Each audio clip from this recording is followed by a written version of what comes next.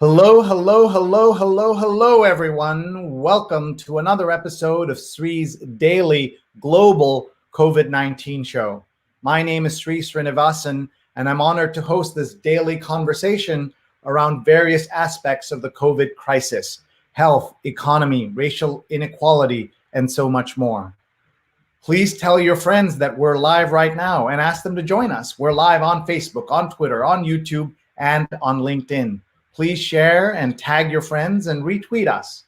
We have a very special episode for you today, episode 124. That's right, 124 episodes in 124 days.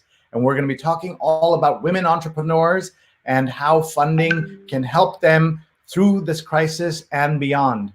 We are going to meet Kahn, who is founder and CEO of IFundWomen, a marketplace for women-owned businesses and the people who want to fund them.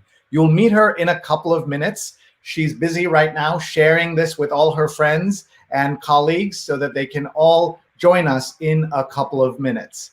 Hi, folks, I'm Sree, and just delighted to be here with you. I'm the Marshall Loeb Visiting Professor of Digital Innovation at Stony Brook School of Journalism and co-founder of Digimentors, a social, digital, and virtual events company.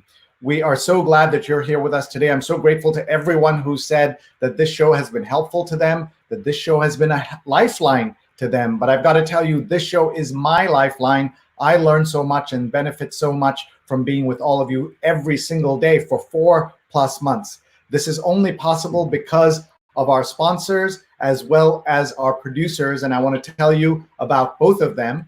We want to thank Muckrack Academy for Fundamentals of Social Media, a free certification course available to all journalists, PR officials, professionals, and anyone from any background is welcome to participate. mrac.co/social, mrac.co/social. Take a picture, take a screenshot, tell your friends. We want them to sign up. More than 4,000 people have already signed up for this course. And I know that you will benefit as I did from taking this.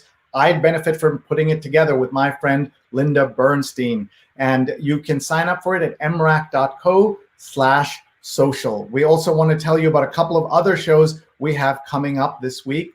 We have the show Little Steven's Roadshow. This is Stevie Van Zandt, who you know from the E Street Band, and you know him also from his work on The Sopranos, as well as on Lilyhammer on Netflix. Go to RSVP by teachrock.org/roadshow, teachrock.org/roadshow. That's this Thursday at 8 p.m. Eastern time. And we'll tell you about a couple of other shows we're doing later. But we do want to tell you about a show that we are putting together. It's episode number 5 just happened of a really important medical health show that I'm co-executive producing with my friends, Dr. Sujana Chandrasekhar and Dr. Marina Kurian. Let's see an ad for the show. Hi, I'm Dr. Sujana Chandrasekhar. I'm an ear, nose, and throat surgeon in New York City and New Jersey. And I'm Dr. Marina Kurian. I'm a general surgeon in New York City area. We'd like to introduce you to our new show, She's on Call. We air live on social media platforms from 11 a.m. to noon every Sunday Eastern Time. We discuss the medical topics of the week. We have 2 great guests, experts in their field, that help us analyze and look at some of the topical issues of healthcare. And we are on 11 to 12, so please join us. We'd love to answer your questions, so please share and watch and send us your questions and comments. See you Sundays at 11.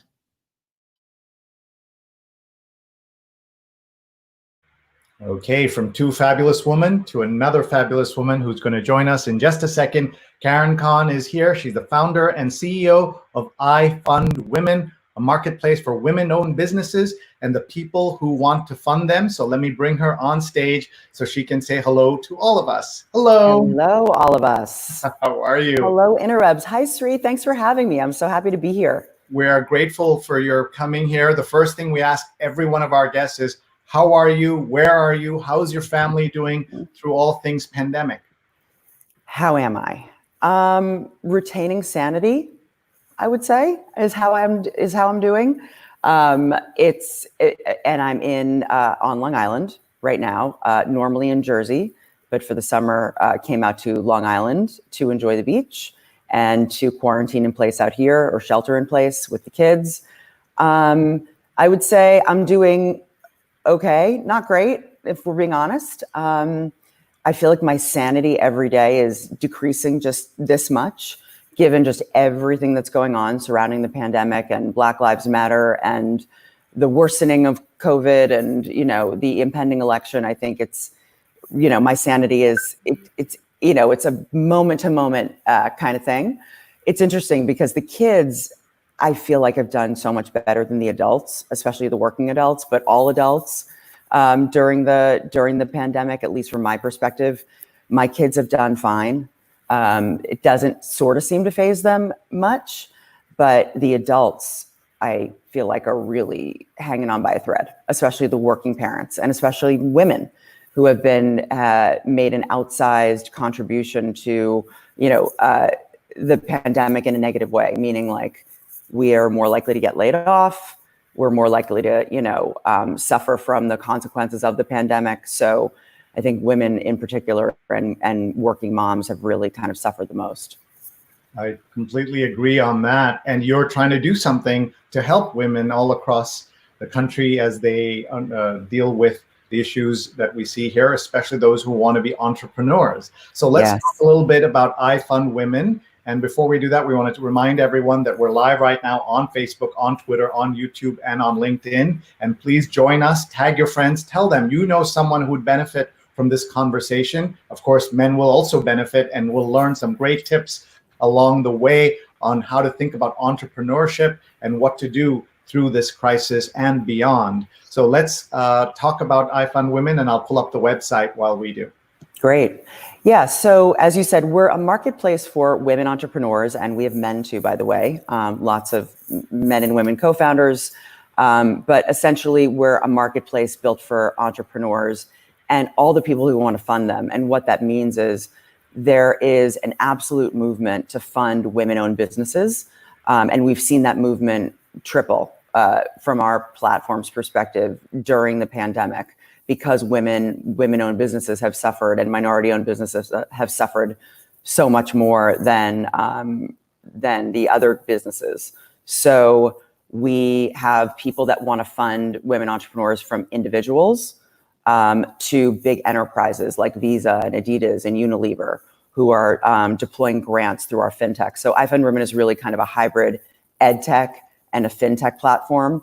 And we really believe in, when you teach somebody to fish, they're going to feed their whole village. And so we encourage people to start their journey on our ed tech, on our coaching platform. There's lots of ways to get coaching. And this isn't advice, really. It's tactical, practical knowledge on how to build a smarter business. And it's fast, quick tips. So, anything from how and why to set up your Google Analytics, to how to run retargeting ads, to how to do a business plan, to how to do a revenue model, to how to monetize.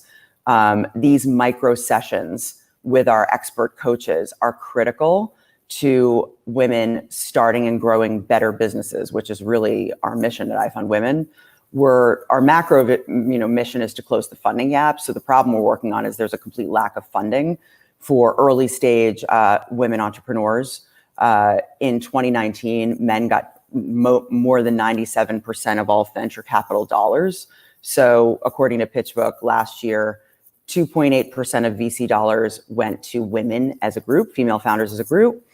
Even more egregious than that number is 0.32% of VC went to founders of color. And that research is from Project Diane. And so, that's the VC landscape, venture capital. Most of our entrepreneurs that come to IFundWomen, they're idea stage or early stage. They're not necessarily sure how they're going to raise funding throughout their journey. So that's why we start with the education. But most of them will end up raising money through our crowdfunding platform, through our enterprise brokered grants platform. It's debt-free capital. And then once they prove demand for their product or service, then they go on to raise VC, they go on to take out SBA loans, and they go along their journey. But most entrepreneurs, just in general, in fact, 99% of entrepreneurs, regardless of their gender, will never raise venture capital. So less than 1% of companies will ever raise VC.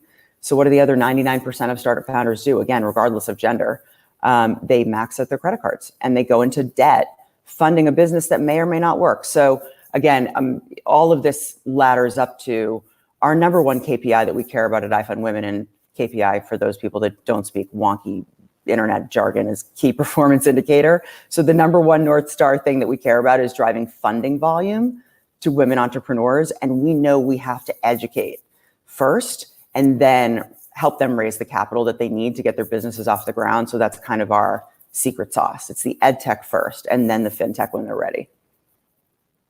I like that, ed tech first and then the fintech. So let's talk a little bit about your background so that people understand where you come from and your knowledge, expertise, and years of experience in this area. And then you'll tell us also how you decided to start IFundWomen.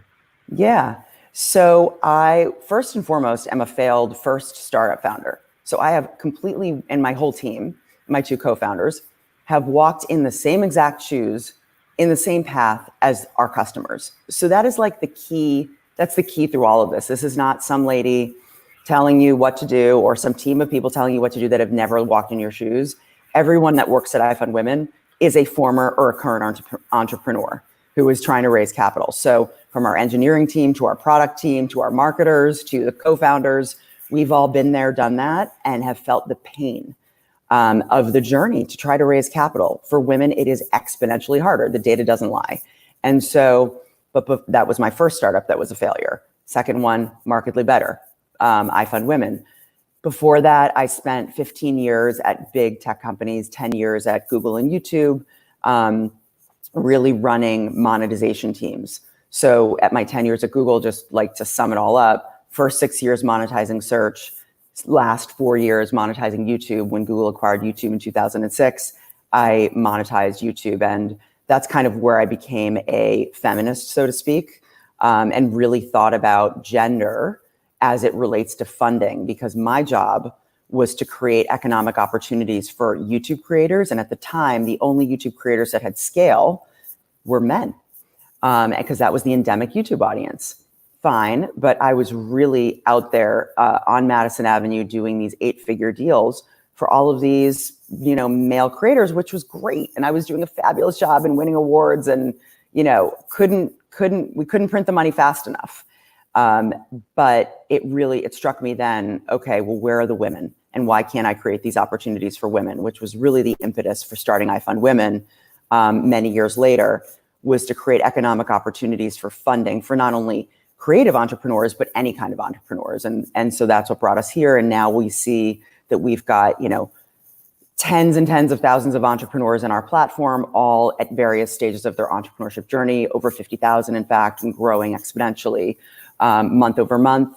And we're topic agnostic. So we've got blockchain fintech app programmers who are trying to raise money to finish the programming of their app, to farm to table restaurants, lots of healthcare, lots of health tech, sex tech, you name it. So it's really exciting to see all of the amazing businesses that women are starting, and helping them with their business planning, with their revenue modeling, with their pitches, their fundraising pitches.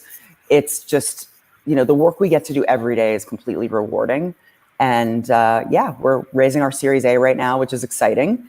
And it's never been a better time, I think, to be a woman entrepreneur, because I hate to say it, the pandemic has really, shined a bright light on the people that suffer the most. And that is people of color, in this country at least, people of color and women from an economic standpoint. And so there are lots of big companies that are really putting their money where their mouth is and deploying grants, deploying capital, starting funds, and focusing on buying from, whether it's Black-owned businesses or women-owned businesses, buying from Main Street businesses, their local businesses. Main Street businesses are the fabric of our economy.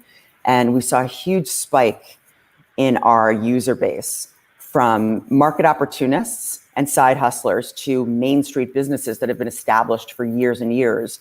Beauty salons, hair salons, restaurants, yoga studios, et cetera, that you wouldn't expect, that have been in business for 10 years, that you wouldn't expect to come on IFundWomen needing to raise capital and understand sort of the new ways of raising capital. But that's really become a growing customer segment for us.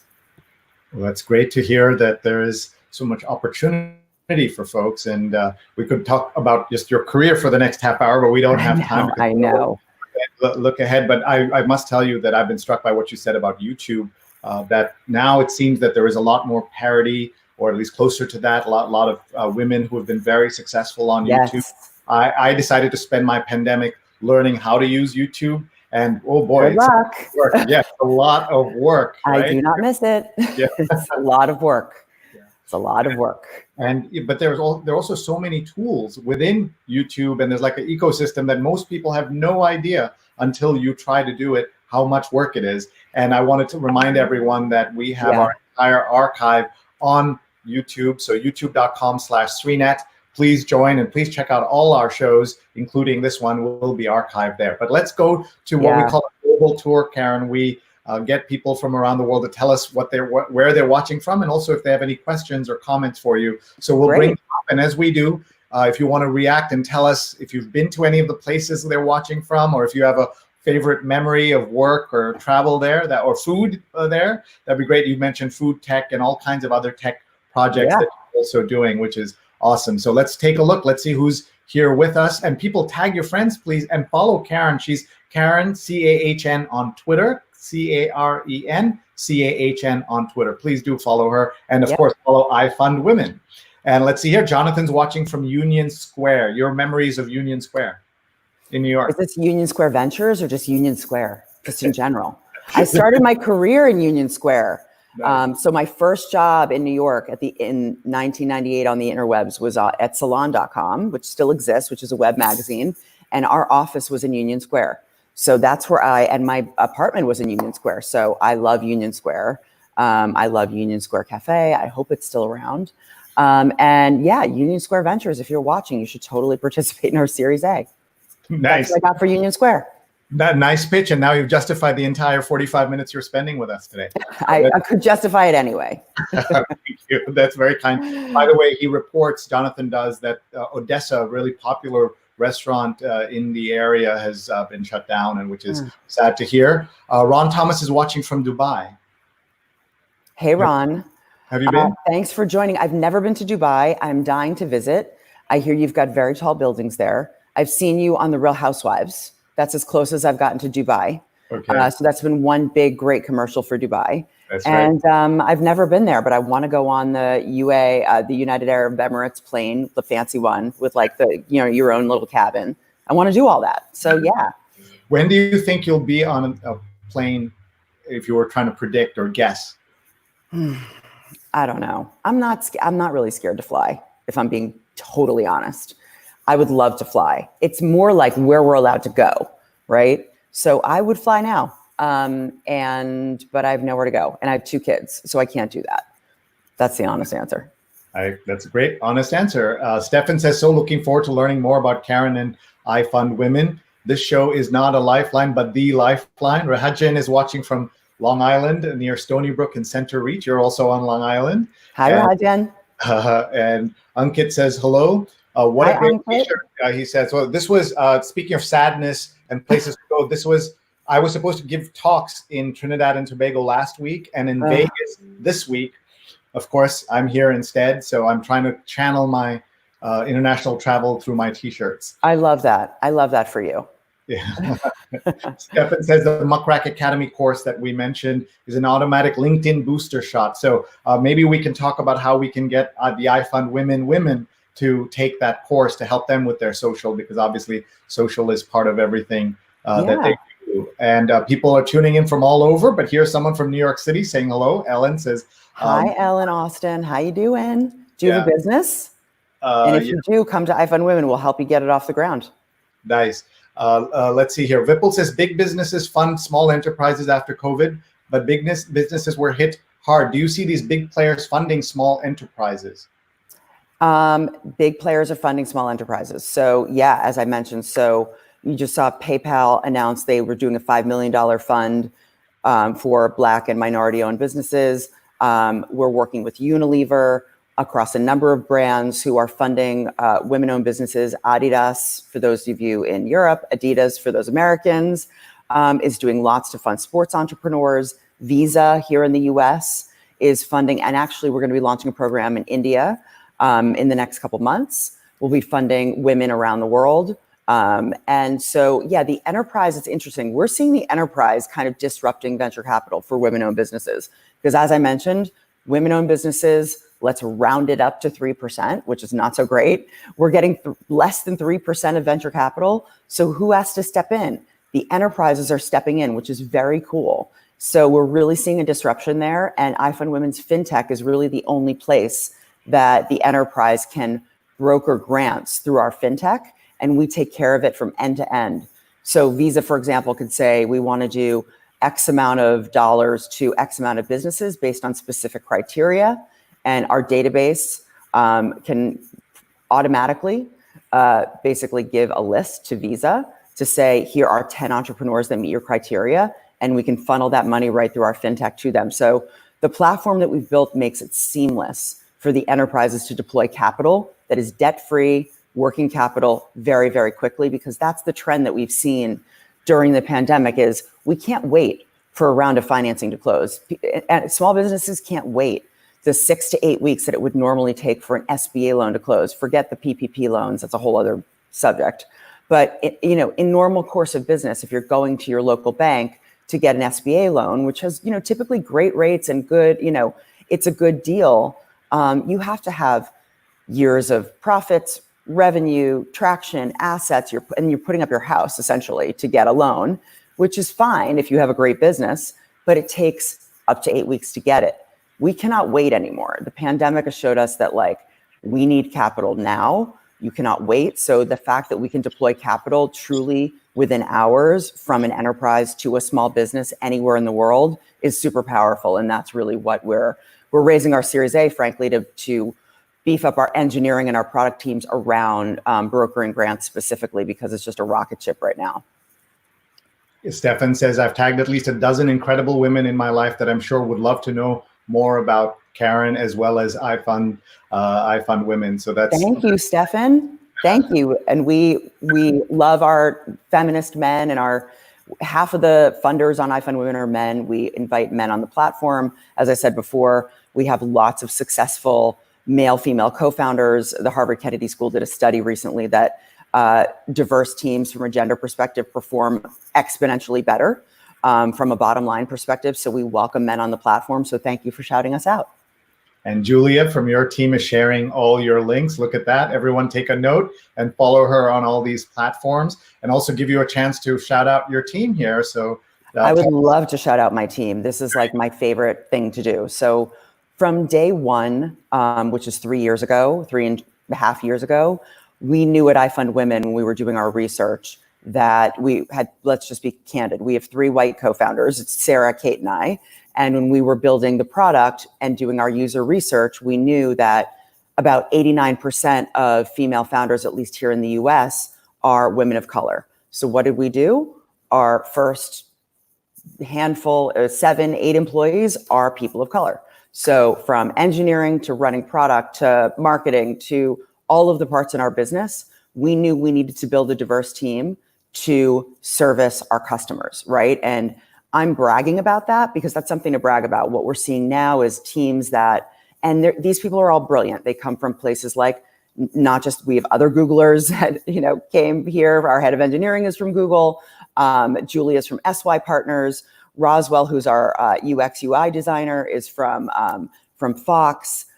We've got people from brands, JP Morgan, Techstars, the list goes on. So, I came from Google. I was born and raised there. My brain is part of their hiring algorithm. So you can take the girl out of Google, but you can't take Google out of the girl. So I very much believe in hiring the best and brightest people and providing the most inclusive and diverse and interesting work culture possible to keep them engaged. Because let's face it, we're at a startup. It's not like people are making millions yet until we, exit or go public. That's the whole point. But we want to create a work environment that people feel great about. And the only way to do that is to hire a diverse team of brilliant minds. And that's what we've done from day one. And, so proud of the team. This team has never worked harder through the pandemic. And it's been tough. I mean, we're based out of New York. New York was one of the hardest hit states in COVID. And my team sheltered in place and did the right thing, just like all the other New York and New Jerseyans. And they just, it's hard. It's been, and I'm sure a lot of the people can relate that are watching this. Working through this pandemic with a team remotely is hard.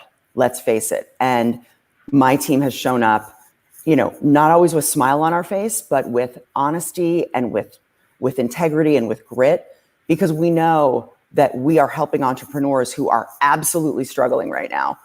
We saw a huge spike in usership, again, as I told you, from Main Street businesses once the pandemic hit that were shut down and closed, who were doing crisis crowdfunding on our platform. So we had to really pivot not our model, but our way of speaking to our customer from hey, everyone's excited, you're starting your business, you're market opportunists, it's all exciting, you're in this fun early part of your business, to, oh crap, like you are going out of business or you're closed down, you need to crisis crowdfund, you need to market in a completely different way, you need to speak to your customers in a different way. So we had to really put on our thinking caps around this whole idea of raising capital in a crisis and marketing in a crisis. And what we did was we really thought about Maslow's hierarchy of needs and where our businesses fell in that hierarchy of needs, and the businesses that were speaking to the bottom three rungs of Maslow's hierarchy of needs. And I'll get you a graphic on this after, Sree, but the businesses that were really working with those bottom three rungs and providing product and services were doing fine. So for example, food delivery services. So the restaurants that closed and pivoted to delivering food to their customers crushed it, right? Anything having to do with your basic needs, food, shelter, water, safety, right? Those businesses were doing great. And then you get to, thank you, yay for a graphic. And then, what I find is interesting is the third rung, the need for belonging and intimacy and relationships and friendships. So it's no surprise that we're seeing, obviously, StreamYard and Zoom and Google Hangout and all of the, FaceTime and all of the technologies that are allowing us to see our friends and family and at least connect in that way, do well. But there are also things that are unexpected, like D-Nice's house party, right? I don't know if you all know what that is. And this is not a woman entrepreneur, but we talk about male entrepreneurs as well. D-Nice is a DJ out of LA. At the beginning of the pandemic, he was having these free quarantine house parties on Instagram Live. And he's a sought after DJ that was spinning 4 and 5 hours of tunes to connect people and get dance parties going in people's homes. And I'm telling you, Sree, D-Nice's dance parties, quarantine house parties, saved my sanity for the first couple of weeks of the quarantine. And I would put that in that third yellow rung of Maslow's hierarchy of needs, the need to feel, belonging and friendship and that you were a part of a group and doing something. So very much the feeling that you get when you're traveling. The idea of Maslow's hierarchy has been a really sort of a guiding light for us in guiding our entrepreneurs. And when, we do have entrepreneurs that are selling sort of in the luxury space and to, the people that are sort of at the top of Maslow's triangle in the self-actualization space. So how do they market? I'll give you one great example. So there is a company called, I got to remember it, and it's not off the top of my head. There's a company, and somebody remind me on my team. They're a fancy pajama company that I've been retargeted a million times on Instagram, and I never thought about this company at all. And I know that Julia is going to pop in here and tell me what this is. And it's going to come to me. Somersault. Okay. Somersault is a female founded brand. I get retargeted by them all the time on Instagram. They're not on IFundWomen, but it's a great example of a company that would typically sell to me because I'm rich, right? And it's it's swimsuits and pajamas for, the luxury market. They decided to change their messaging, which was so smart, to say, look professional, like you're in a suit on your Zoom, but be in your pajamas. And all of a sudden I was buying. I'm like, oh, they've changed the way they market. I need to look professional on my Zooms because I need to keep my job and I need to make money for my family. And so therefore I'm buying that outfit, which actually at $150 for the outfit is not so bad. And yep, and I can wear it. I'll, you can see it on my Instagram. I'm not wearing it now, but it's a nicely, I'm well covered up. I'm modest. It's black and navy. It looks like I'm in a suit, but I'm really in my pajamas. So just kind of a ramble on Maslow's and how we're thinking about, this is why coaching is so critical and the ed tech is so critical. You would not know any of this unless you were watching your live stream, Sree. So thank you for giving me the mic.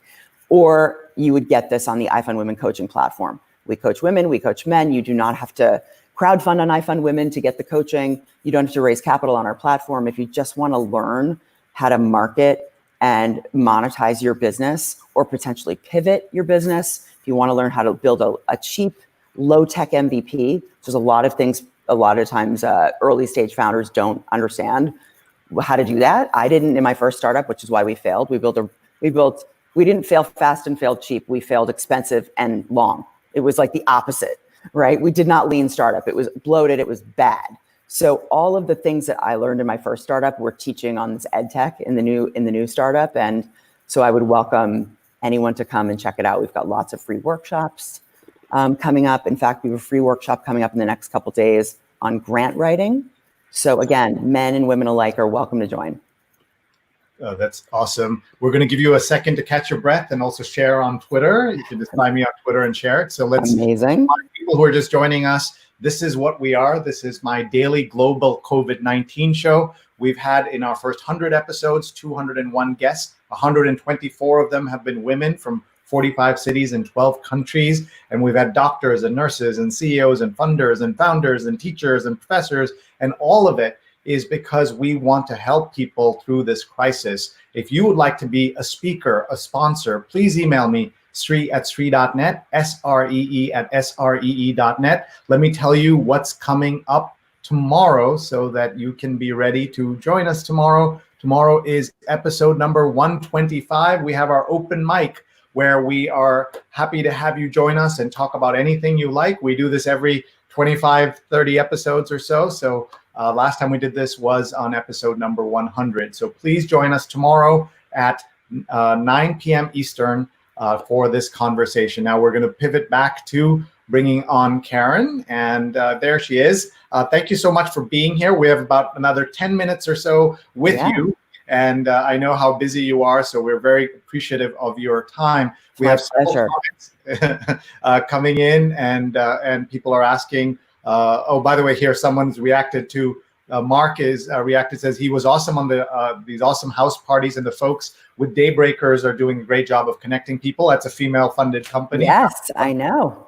And that's a women-owned business as well. And Julia says she's sad for the Village, which of course is undergoing, like a lot of areas where there's a lot of restaurants, tourist-driven things. You know, in Manhattan, they have shut down Broadway through the end of the year at least. And that just tells you how painful all of this was. Jonathan saying that restaurant's last day was the 19th. Kate Anderson's watching from Boston.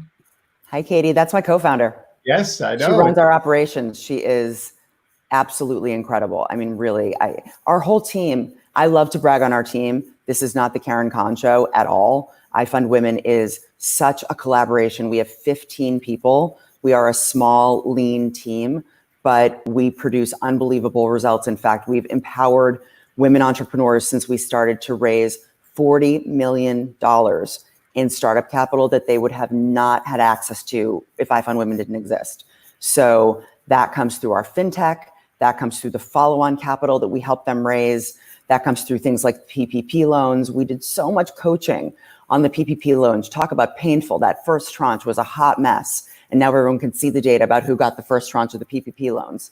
And just to let people know, the second tranche is still not fully deployed. So if you're watching this, man or woman, I don't care who you are, and you did not get your PPP loan and you need it, go apply for it, because there's still over $100 million, $100 million, pardon me, in capital that still hasn't been deployed. And so we coach on follow-on capital. We coach on how to get grants, on how to get loans. We deploy grants. So when you look at all of that, 32% of our alumni raise venture capital. Granted, we're starting with a smaller base, but we're exponentially preparing people to raise a round of VC and our alumni. We have 4 alumni that were put on Inc. magazine's top 100 female founders list of 2019. So just last year, when you think about it, we were at our 2.5-year anniversary. Seed stage fintech edtech platform called IFundWomen that really not a lot of people know about, but now they do thanks to you, Sree. We had 4 of our alumni make it to the Inc. 100 female founders list. That's extraordinary. The 32% that raised VC, that's extraordinary. So we really are exponentially preparing entrepreneurs for their whole funding journey beyond any other platform. I don't know anyone else that's doing this. And we welcome people of all genders to come and learn. We will be happy to share our rookie mistakes with you that we make. I'm doing a little video series right now that has yet to be put out on what it's like to raise a Series A.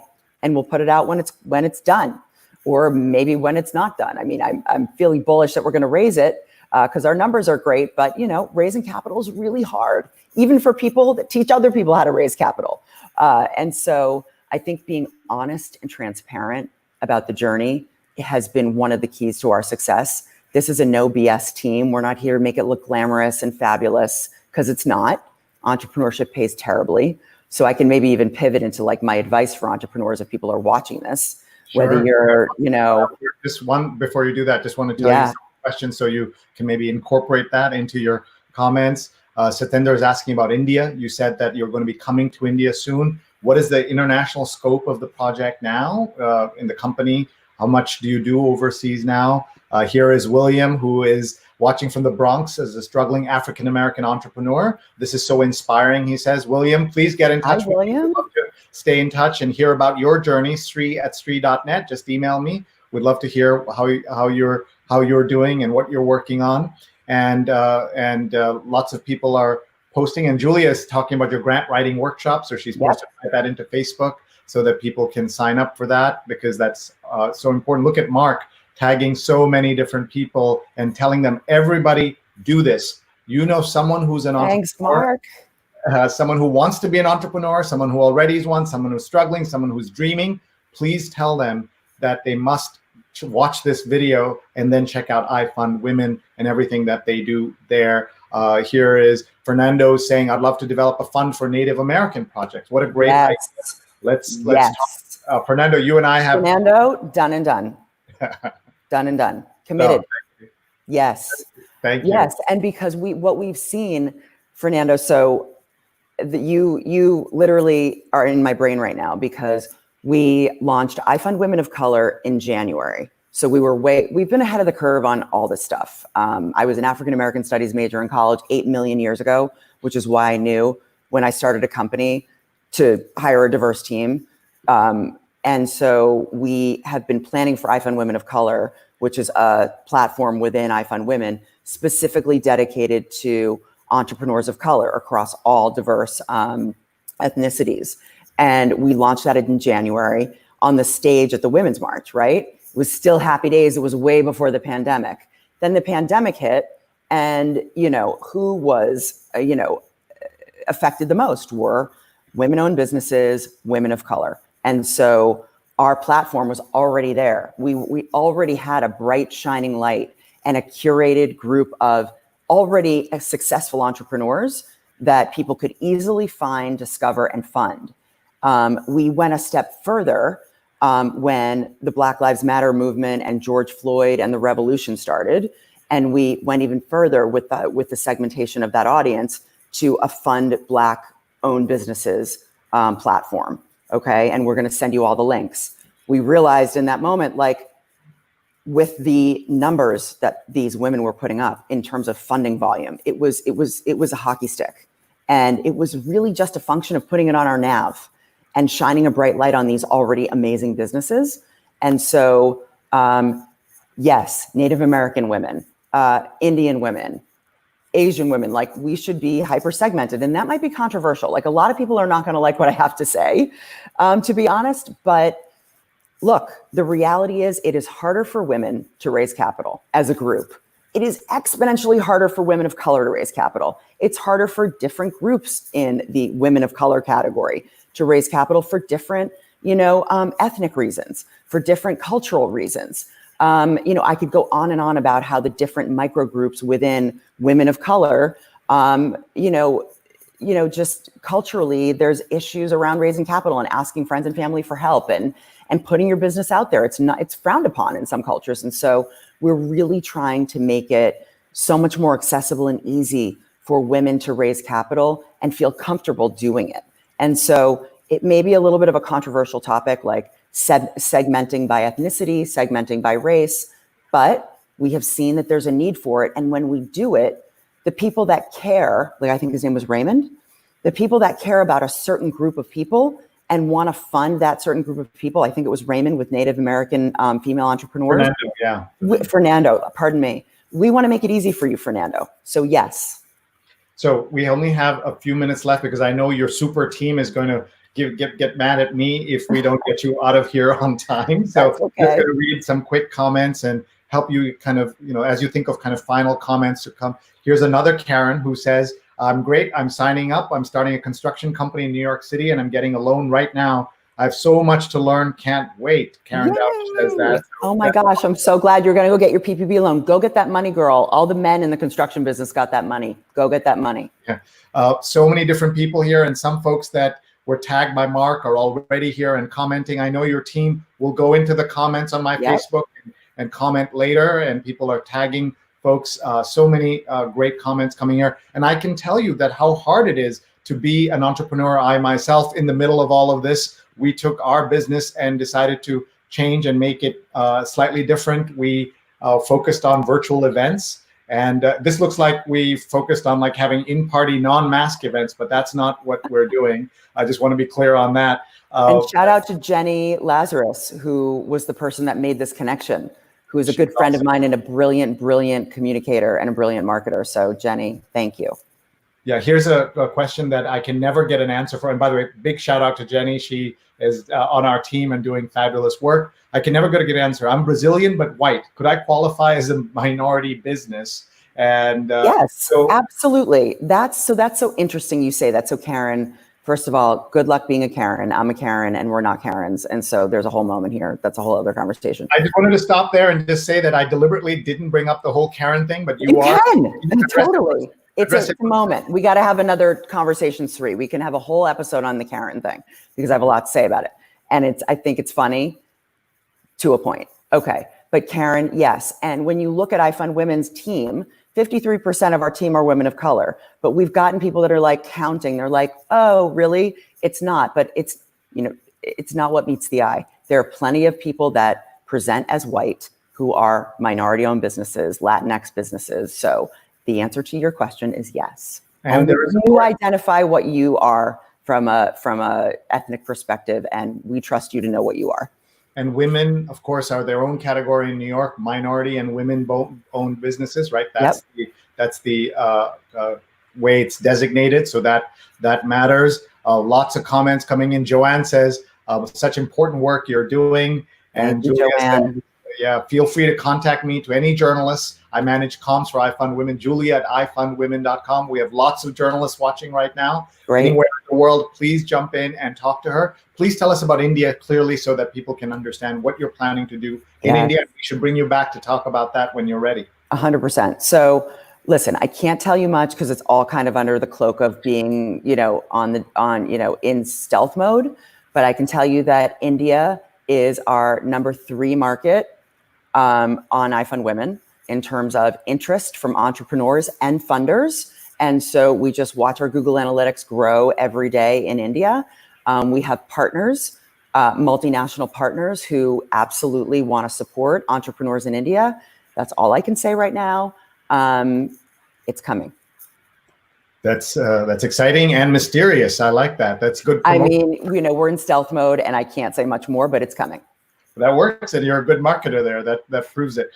So before you go, 3 to 5 tips for everybody who's watching, who's an entrepreneur, who may be worried about staying the course, and also people who are worried about jumping in at this moment. It seems like the worst time to jump in, leave your very cushy job, if you have a cushy job in this day and age. So talk to all of them, and then we'll let you go. Okay, great. I'm happy to. Okay, so if you have, it's so funny you say the cushy job, because our first piece of advice to anybody that comes to us with a well-paying day job with benefits is do not quit your job to become an entrepreneur. Period, full stop. You do it at Google, we call it your 20% time, which, your spare time, your night, your weekend. And if this sticks, if this passion sticks, and if it becomes a business, which means that strangers are buying your product or service, then, when you're doing it for a few years and it becomes a thing and you can sustain your family, then you can think about quitting your job. But please don't quit your job with the great benefits and the great salary to be an entrepreneur. Most startups fail. Over 90% of startups fail, and that's okay. But there's nothing worse than failing, either going into debt or having given up your job that you need. I would say, unless you are wealthy or you are at the top of Maslow's hierarchy of needs and you have all the other needs covered, don't quit your day job to be an entrepreneur. You need to come to IFundWomen, get the education that you need to start your business smart. Start a cheap MVP, minimum viable product, and test and do your research. Here's another piece of advice that I wish I had taken or had been given in my first startup. Do your market research first. So really quick example. So I built a software that I really wanted, that I didn't do any research. I wanted this thing. I didn't know if anyone else wanted this thing. And I spent a lot of my own money building this software up to Google standards, which is ridiculous for a brand new startup, just to find out that really no one wanted it. So that was a huge mistake I made in my first startup that I always tell people now through our coaching platform, and we educate on it, is do your market research first. And this doesn't include your mom or your bestie or your friend or your bro down the street. It's strangers. Do your research with your target customers to see, do they actually want what you're selling? If the answer is yes, then you build a really inexpensive pilot or MVP and you test, learn, iterate. A great book written by Eric Ries called The Lean Startup is a fabulous book, regardless of if you're in tech or not, on how to, do your research. You build a really embarrassing pilot. You put it out there. You're like, oh my God, I'm mortified. But you put it out there quickly. You listen to what your beta testers are telling you, and you iterate. So that's a really fast way of saying, don't quit your day job. Do your research first. And finally, test, learn, iterate, and finally, get coaching. Get coaching. There's so many free resources on IFundWomen. Every single day we have a free workshop. Men and women alike are welcome to join. You will learn so much. And there's also coaching, private coaching that you can invest in. It is not expensive. And the people that invest in the coaching raise 27 times more than those who don't on their startup journey. 27 times. It'll pay itself back in the first day that you're raising capital. So those are my key tips for you, new entrepreneurs. Thank you so much. We're going to let you go because we know it's such a busy time for you. And Mondays are tough, right? Because we work all weekend and then This is a great way to start the week. I'm fired up. I'm going into my team meeting. This is great. So thank you for having me, Sree. One thing that before, I will invite you back to talk about with maybe a bunch of Karens, good Karens, and we'll talk. But just to talk about YouTube too and the inversion. I would love to talk about YouTube. I need help on that. But just to understand, you took African American studies a few years ago when you were in college. That was a years. That's very generous of you. I majored in African American studies at the University of Wisconsin in the 90s. I graduated in 1996. That's amazing that you did that. We learned on this show that among the people who were the most opposed to African American studies majors were African Americans who fought it at HBCUs. They didn't want African American studies. So here we are talking to a white woman who is very successful, and in her past she was a major in African American studies. Must have been a fascinating discussion when you decided that this was going to be your major. I salute you for that and everything you've done, Karen. Thank you. Thank you for helping thousands of people every day. And we're very grateful that you would come here and spend time with us. We're going to do some housekeeping and all of that, and we'll let you go so that you can get ready for your team meeting. Thank you so much, everybody. And thank you so much, Sree. It's been a pleasure. Thank you. Folks, that was Cahn Kahn. Please follow her, Karen, CAHN, on Twitter, and also find her on LinkedIn and look up the company, IFundWomen.com, IFundWomen.com. We've got so many great shows coming up, but we wanted to start Monday off with a bang. As you can see, Karen and her knowledge and her insight, so helpful for all of us to understand the entrepreneurship field and what's going on. I was showing you earlier my the article that someone wrote about me. My friend Lavina Melwani was very kind to write this about our work, and I can tell you how hard it is to be an entrepreneur in the best of times. But here we're trying to learn. We launched.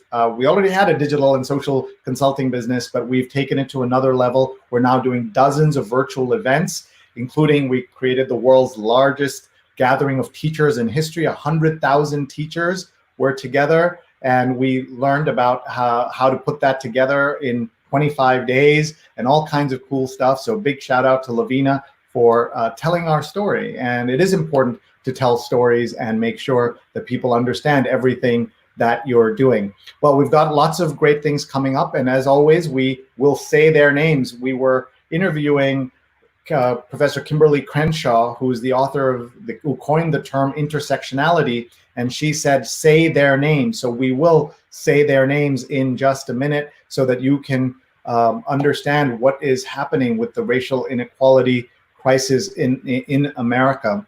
And we also want to tell you about an episode that's coming up with Christian Amanpour on Thursday. So stay tuned for that. We want to tell you about all of those things. And we want you also to know that we are going to give you a chance to learn more about where we are going as we hit the 125th episode of this show. So please email me, sree@sree.net, SREE@sree.net. We are very grateful to Karen for being here. Let me show you what's coming up tomorrow. We have our show, our 125th show, because it is episode number 125. We want to hear from you. Please jump in and talk to us, and email me if you'd like to be on the show yourself. We can bring you on camera and you can share your thoughts and some of the things that you care about. That would be a lot of fun to have you talk about what you are interested in. We also want to tell you that on Wednesday, we have a very early show, an unusual one, Art in the Time of COVID. And this is about a mega project run by an artist named Laura Mega and Laura Pecoraro, who is joining us with Navid Azimi. And they're doing projection onto buildings during pandemic. So it's Project Lazaro, and Art Doesn't Sleep is the name of the project. And it's a global art project during quarantine run out of Rome. So that sounds like something that you would want to watch for sure. And it's on very early this time, Wednesday at 10 a.m. And then on Thursday, it's Christian Amanpour Day around here. We are going to interview Christian at noon, where you can watch me interview her and take your questions. And then in the evening at 10 p.m., we're going to do the excerpts from that interview, and Laurie White-Tarakani is going to join us. She is going to be with me, as she was with me, to talk to Nick Kristoff and Cheryl Wu Dunn. They were here a month ago, and Laurie was here as well. This is all part of the Tarakani lecture series on First Amendment rights at the University of Rhode Island. And our friend Laurie is will be talking about the work of her late husband, Jim Tarakani, a pioneering investigative journalist who died, sadly, in June 2019. So we have all of that coming up. But before we go, we have to say their names. So we have been in recent days, for several weeks now, saying the names off of this cover of Time magazine. And you're seeing Titus Kaffir's stunning cover on the left. And on the right is a photograph you may not have seen before. That's a photo of a young George Floyd with his mom, Larcinia, and she would die 2 years before he would be killed in Minneapolis. They're buried next to each other in Houston. She would die almost to the day 2 years before he was killed. And now we're going to say her names because of the idea that we've been focusing on saying all their names. We're now going to focus on just the names of women who are named in the Say Her Name report of women killed in police violence in the US. Breonna Taylor, Tatiana Jefferson, Charlena Siobhan Lyles,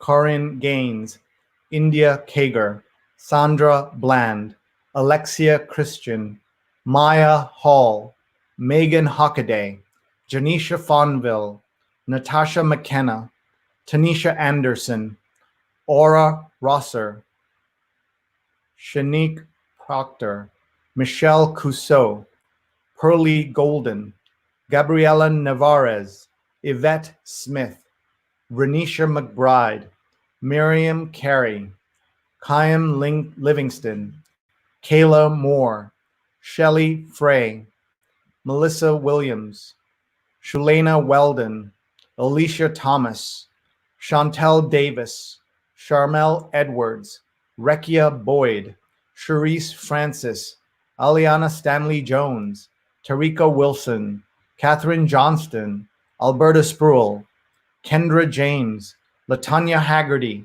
Margaret Laverne Mitchell, Taisha Miller, Danette Daniels, Frankie Ann Perkins, Sanjit Taylor, and Eleanor Bumpers. Thank you for staying with us as we said their names. And we are trying to understand and learn about how those of us who are not Black can be allies of the Black community. And we're also learning how we can promote racial justice in this country as we also try to get a handle on everything around the pandemic in the United States and around the world. You should know that yesterday, for the first time, New York City reported 0 deaths. For the first time since March 11th, it took till July 11th for 0 deaths. And that's because in New York, we were in lockdown and we were wearing masks and not going out unless we needed to.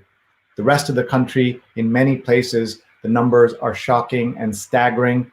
You saw that we've had 69,000 several days in a row. New cases, 69,000 new cases several days in a row in the United States. The president, when he calls out schools and is forcing them to open, and Betsy DeVos, the US Education Secretary, forces them to open, he compares them to countries in Scandinavia and says, look, they're opening with no problem. Well, in those countries, they have 11 new cases, 15 new cases. In Germany, 200 new cases. But in America, 69,000 new cases 3 days in a row. So think about what that means as we try to understand where we go as a country and what the future is for all of us and the safety of our children and everyone else, the safety of the teachers, the staff, everybody who takes care of people in a school. That's one of the things that we want to get a handle on the show, and we want to hear from you. If you have suggestions for speakers, for topics, please email me, sree@sree.net, sree@sree.net. And we have 124 days of shows in our archives on YouTube, youtube.com/SreeNet. We have other kinds of shows as well. We have the New York Times read along. We read the New York Times out loud every Sunday morning at 8:30 a.m. We've been doing it for 5 years, sort of like crazy people. Yesterday, our guest was Mary C. Curtis, award-winning former New York Times editor. Please check her out and the show we did on the New York Times read along yesterday, Sunday, 8:30 a.m. Eastern. And let me tell you about next Sunday's show, which is coming up. Claire Smith will be with us, former New York Times columnist and the first woman inducted into baseball's Hall of Fame Writers Wing. And she's going to be interviewed by my friend and executive producer and big baseball fan, Neil Parekh. So he's guest hosting for me, and I'm thrilled that he is doing so. We have another great show coming up that we produce for the News Project. Meryl Brown and Alex Leo are hosting the CEO of WNYC. You don't want to miss this. A weekly conversation with media industry experts and innovators about the future of news, brought to you by the News Project. And you can see their entire archive of interviews at thenewsproject.net. That's it for now, folks. We tell everyone, if you have a virtual event that you are thinking about, don't postpone your current event without talking to us. Don't cancel without talking to us. And don't even plan it without talking to us. Sree@sree.net. We have testimonials. We have a brochure. We can show you the dozens of events we're doing a month. and what a difference it has made in our understanding of social and digital. This Thursday, we have another great show, Little Steven's Roadshow, presented by Chegg. Join Stevie Van Zandt and guests in a dynamic exchange to support Teach Rock's free curriculum, teachrock.org/roadshow. Guests include Kanya Das, Kid Leo, Michael Stanley, and Neil Giraldo. I learned that Neil, the longtime collaborator and writing partner and husband of Chrissy Hynde of The Pretenders, is also the author, the writer of songs such as Jesse's Girl, one of my favorite songs. And you know Little Steven from the E Street Band. You know him from The Sopranos, where he was Silvio. And you know him from my favorite Netflix original series, the very first Netflix original. It's called Lilyhammer. So join us on Thursday, teachrock.org/roadshow. teachrock.org/roadshow. Thanks very much, everybody. We'll see you soon. Please get in touch and please email me if you have any questions.